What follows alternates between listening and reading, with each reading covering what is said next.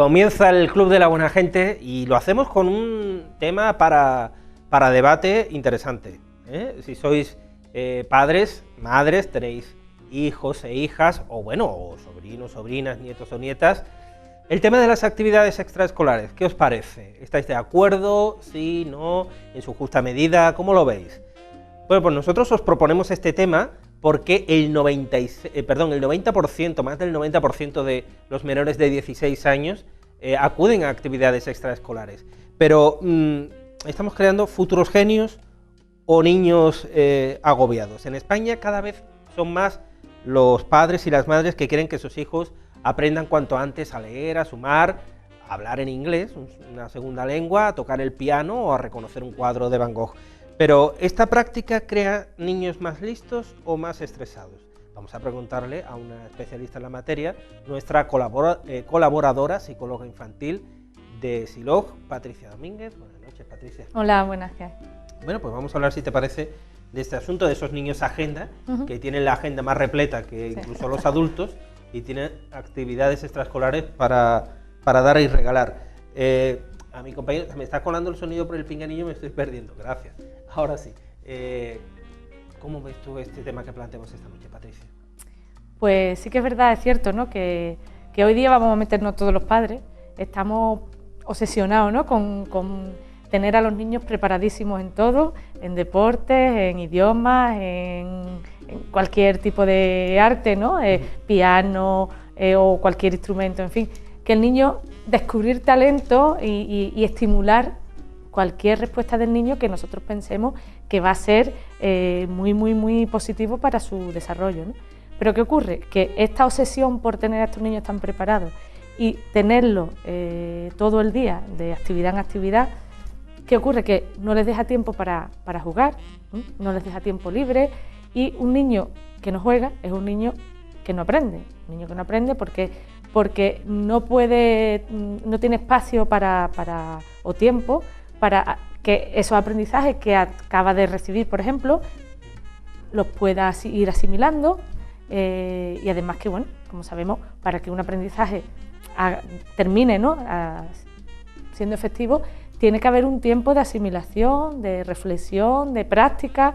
Y claro, si nosotros aprendemos y directamente seguimos aprendiendo, lo que estamos es teniendo un exceso de información, un exceso de actividades, que eso tampoco nos lleva a ningún sitio, ¿no?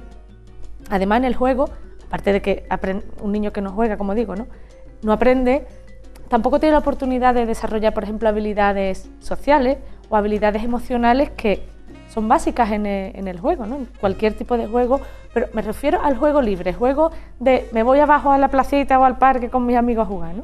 Ese tipo de juego. Porque después, por ejemplo, hay muchas de las actividades extraescolares son lúdicas, pero son programadas, son guiadas por un adulto, un tutor, un especialista que es el que va dando las pautas. Entonces, claro, estamos hablando de juegos también, pero no es lo mismo que el juego libre y el tiempo en el que los niños hacen y deshacen a su manera, a su antojo, pues con su imaginación, con sus normas. No hay un adulto que ponga las normas, son ellos. Entonces, eso la verdad que lo estamos perdiendo esa espontaneidad y esa naturalidad a la hora de desenvolverte tú en un contexto social, ¿no? Que después, por ejemplo, esas habilidades sociales, como digo, y emocionales que se potencian en el juego, si lo privamos a los niños de eso, después en la vida de la calle, en la vida adulta, les va a hacer falta y no van a saber, ¿no? No van a saber interactuar, ¿no? Creo que a veces están más obsesionados los padres y las madres con este tema que el propio niño, ¿no? Que seguramente querrá las tardes para hacer muchas cosas, pero a lo mejor no algunas de las que les imponen. Es que depende cómo se mire estas actividades, si se hace desde el punto de vista, o si se eligen desde el punto de vista del niño, que cubran un poco sus necesidades. Es decir, un niño, por ejemplo, tímido, si lo apuntamos a una actividad grupal, que el niño elija cuál prefiere, pero que es donde se trabaje o se interactúe, ¿no? de forma grupal, yo creo que va a ser muy beneficioso, más que si es un niño tímido y lo apuntamos a una actividad solitaria, individual, ¿no? Entonces, ahí no le estamos ayudando socialmente. Entonces, muchas veces, como digo, elegimos las actividades, como tú dices, ¿no? En función de los gustos de los padres, las necesidades de horarios de los padres. Es que me viene bien que el niño esté ocupado de 6 a 7 los lunes y miércoles. Los lunes y miércoles es lo que hay libre es ajedrez, pues el niño lo apunta a ajedrez. Cuando a lo mejor el niño ni le va ni le viene el ajedrez, ni tampoco es que... Entonces, ahí hay mucha polémica, que ahí es donde empezamos a cometer errores a la hora de apuntar a los niños a extraescolares, y después lo que hace es que le va restando tiempo de tiempo de juego, tiempo de descanso. Es que el hecho de que el niño tenga tiempo libre, tiempo de aburrirse, que un niño se tiene que aburrir también, porque ahí también despierta un poco la imaginación, ¿no? Cuando tú estás aburrido es cuando más te pone a lo mejor cuando te aburres malo, a darle vuelta a la cabeza, a decir, bueno, ¿y qué puedo hacer? ¿Y qué? La creatividad, la imaginación, la toma de decisiones. Si al niño le programamos todo, que estamos creando niños que en el momento que no haya nadie que le guíe, no saben qué hacer, se pierden, se aburren. Es que llegan del cole, almuerzan, descansan nada, media hora, una hora, empiezan las extraescolares, llegan a casa, se duchan, cenan y se acuestan, pues qué vida, ¿no? Sí, y además muy estresada, porque es que está todo programado,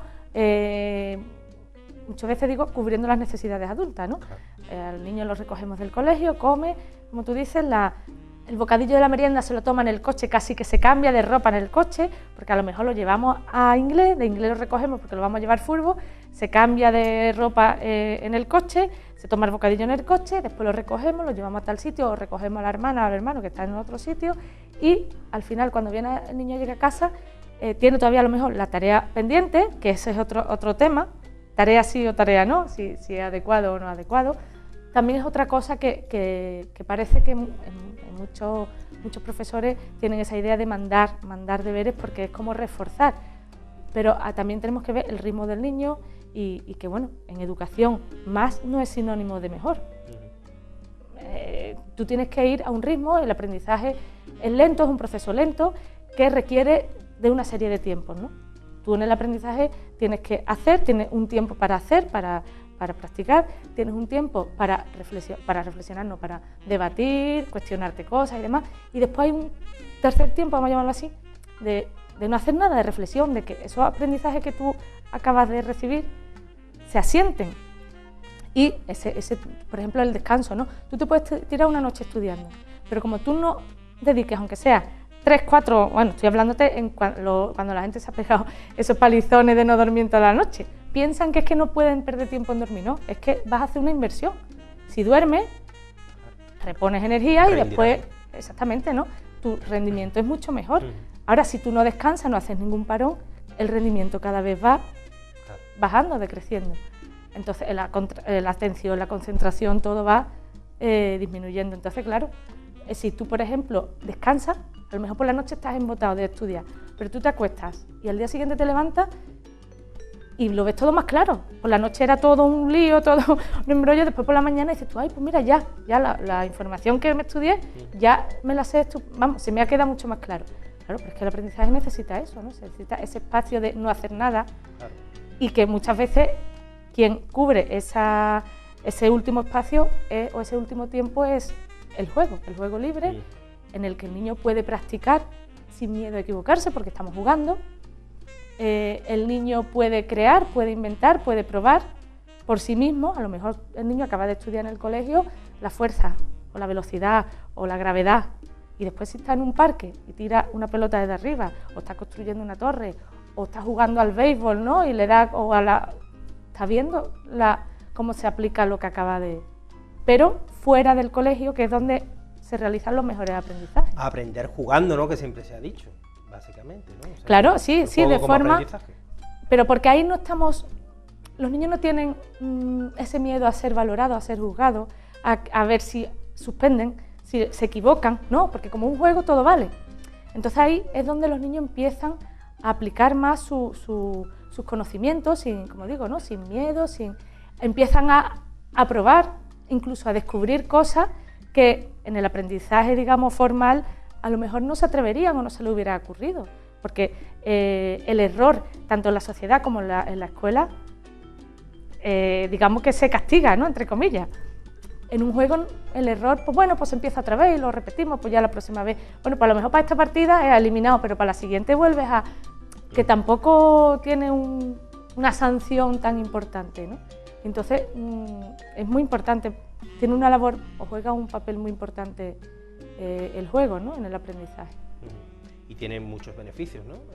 Por supuesto.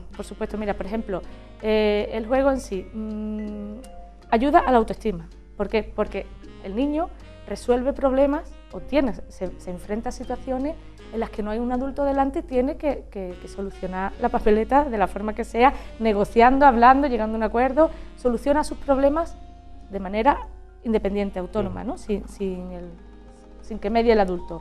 Después, por ejemplo, también transmite muchos valores, ¿no?, el juego. Por ejemplo, compartir.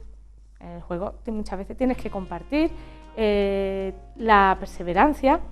Cuando tú estás a lo mejor haciendo algo y no te sale, y hasta que no te salga bien no te coge el equipo, ¿no?, cuando empiezan a seleccionar este que chuta muy bien o este que tira. Si a ti no te sale bien, tú siempre te quedas para el último. Si tú quieres que te cojan el primero, tú tienes que practicar hasta que te salga el tiro, te salga la jugada, lo que sea, ¿no?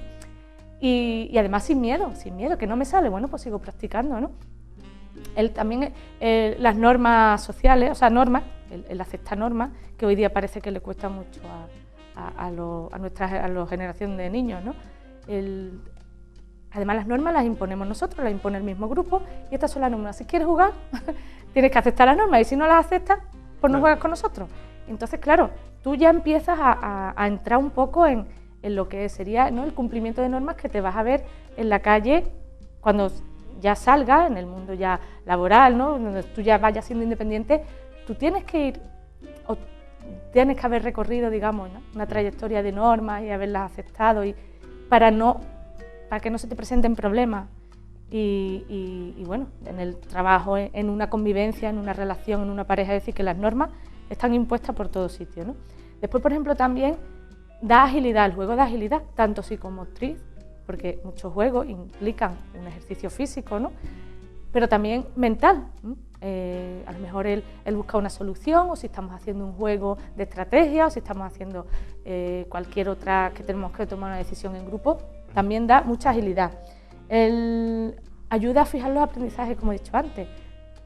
Es ese tiempo de asimilación en el que yo todo lo que he aprendido lo practico, lo pongo en práctica, o me voy dando cuenta de que lo que me acaban de explicar en clase, que era con el libro delante, aquí estoy dándome cuenta de que o al revés, mañana cuando vaya al colegio me acuerdo de cuando yo tiré la pelota, o cuando es lo que me están explicando ahora mismo. Entonces, la verdad es que ayuda a ir fijando esos aprendizajes. Favorece la creatividad, la imaginación. Sobre todo, por ejemplo, no solo el juego simbólico. El juego simbólico, que era el que nosotros nos inventamos cosas y usamos como si, ¿no? Uso una caja como si fuera una casa, uso un rastrillo como si fuera una, pues no sé, no se me ocurre ahora mismo, tengo que jugar un poquito más para la creatividad. En fin, cualquier utensilio que tengamos que usar, le demos un uso que no sea el tradicional. Pero a nosotros, nuestros juegos, nuestras normas que acabamos de establecer y nos acabamos de inventar, nos sirven. Pues eso ayuda a la creatividad. Los niños que nos juegan son niños pocos creativos, que están ceñidos a una pauta, a unas normas, a una, no sé, a un orden, a una programación. De aquí me llevan aquí, ¿no? Y yo me dejo llevar, y mi creatividad está no anulada, pero no me dejan. Es que tenemos genios, pero que no han tenido infancia. Y también es muy triste, ¿no?, en ese sentido. Es decir, hay algunos niños de hoy en día que tú le dices, vamos a jugar a esto. Ah, no, y eso cómo se juega, y eso. Y tú dices, Dios mío, la imaginación la tiene atrofiada totalmente. Claro, todos los juegos hoy tú le das al botón y el que hace todo el juego también es el muñeco, no sé, el ordenador o la Play. Exacto, ¿no? Es que ya cada vez exigen menos, pues atención, creatividad sobre todo, porque hay algunos juegos que sí que favorecen, ¿no? Los videojuegos, por ejemplo, tienen una cosa positiva que favorece mucho la atención y la coordinación viso-manual, ¿no? Viso de ojo y mano, que no todos son desventajas el tema de las nuevas tecnologías, ¿no? Pero, por ejemplo, eso, la creatividad es que no te dan lugar a que tú inventes o creas, porque ya está todo creado, el muñeco lo hace todo, no te dan. Antes, cuando las muñecas no hacían nada, sino que era una muñeca totalmente fija, tú te tenías que inventar, que lloraba, que todo hablaba, pero hoy los muñecos te lo hacen todo, le das un botón y te habla, llora, pide agua, pide. Entonces tú no tienes que crear nada, ¿no? Entonces, por ejemplo, pues sí son muy positivos los juegos de construcción, de creación, de que hay piezas y tú con las piezas tienes que ir elaborando las cosas que tú te vayas imaginando, ¿no? ¿Qué más, por ejemplo? Favorece mucho la comunicación, porque, por ejemplo, tú tienes que acordar con el grupo en qué va a consistir el juego. Tienes que explicarle a tu compañero el juego. Tenéis que buscar a lo mejor una solución entre todos de qué se va a hacer o qué va a valer, qué no va a valer. Todo eso está ayudando a la comunicación y al trabajo en equipo. Que, ¿en qué situación, cuando tú ya eres adulto, no estás inmerso en un equipo? En pocas situaciones. En el trabajo, en el ámbito social, en el familiar. Tú tienes que... Estamos formando siempre parte de un grupo, ¿no? Entonces, el saberte desenvolver en grupo es muy importante y se empieza desde muy pequeño, pues jugando en la calle, claro, o en casa, como siempre, que viene mi amigo a casa a jugar. Hoy es que no da tiempo entre las tareas, las actividades, y es que no da tiempo de que los niños inviten unos a otros a su casa, o que vayan a un parque y jueguen, es que cuando no tienen una exhibición o tienen un partido, es que ni los fines de semana a lo mejor tienen ese espacio, ¿no? Es que se ha perdido completamente, todo eso se ha perdido.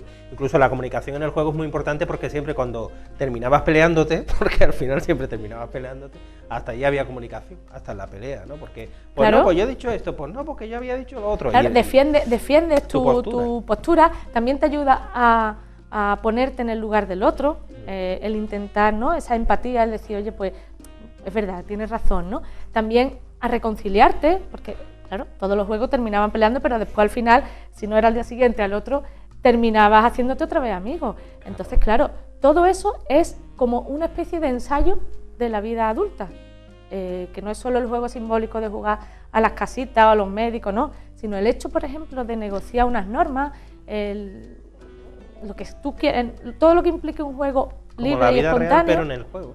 Claro, y si tú has estado, se notan los niños cuando han estado, digamos, en la calle, que han tenido ese tiempo de juego libre y no ha habido adultos por medios que... No es lo mismo que tú estés en el parque vigilando que a tu hijo, a que tú medies y estés diciendo, venga, ahora te toca a ti, espérate, tú ahora te... No, sino déjalos que ellos se peleen, se vuelvan a mira, reconciliar. Este tema lo podríamos tocar otro día, Patricia, porque... precisamente refieres esto, ¿no? Dejarlos jugar, dejarlos que se caigan y que se levanten, que no pasa nada, que hombre, se ensucia. No sé que se haya hecho una brecha de... Pues que no, que se levante, que no va a pasar nada. Cuando éramos niños, no pasaba nunca nada, si te caías, si te ensuciabas, nada, pero es que ahora tienen una burbuja protectora en torno al niño y luego terminan en esos casos extremos que desde luego ni defendemos, ni aplaudimos, ni hacemos broma con ellos, que los padres y las madres terminan yendo al colegio a bofetear al profesor o a la profesora porque le ha dicho algo al niño. Es que, por Dios, los tenemos como si fueran figuritas de porcelana, y eso tampoco.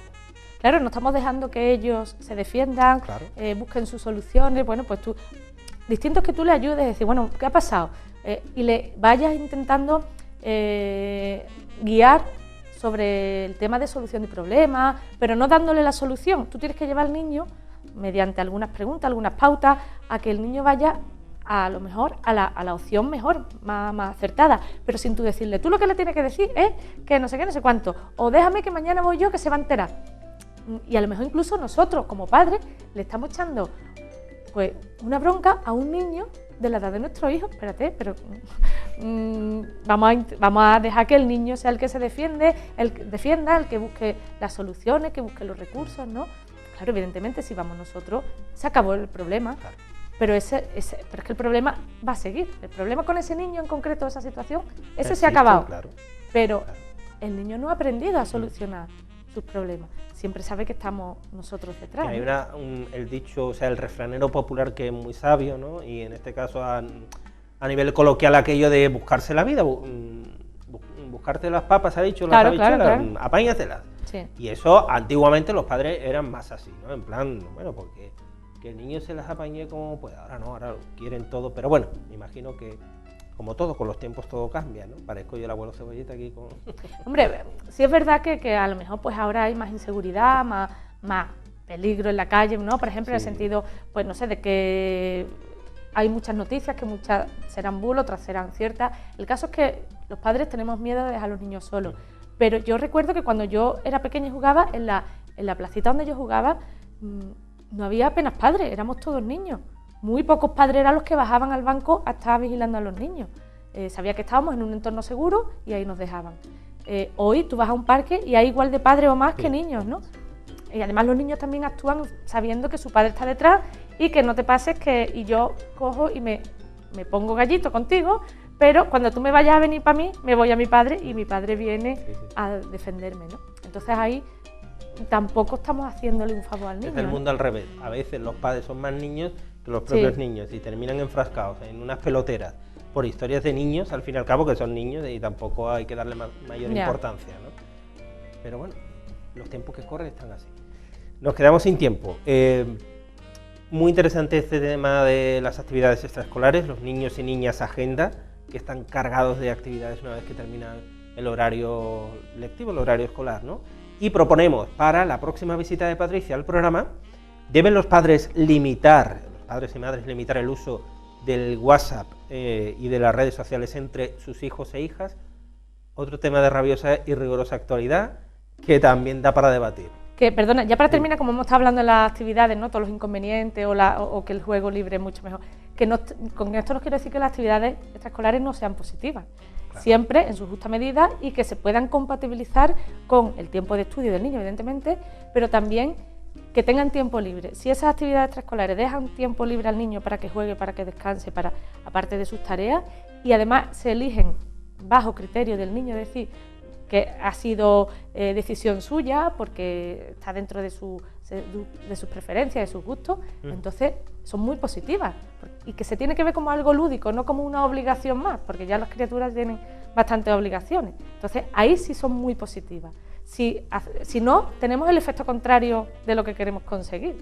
Los niños dejan de problemas de atención, ansiedad, es decir, ya entonces ahí empezamos a complicar más la cosa, ¿no?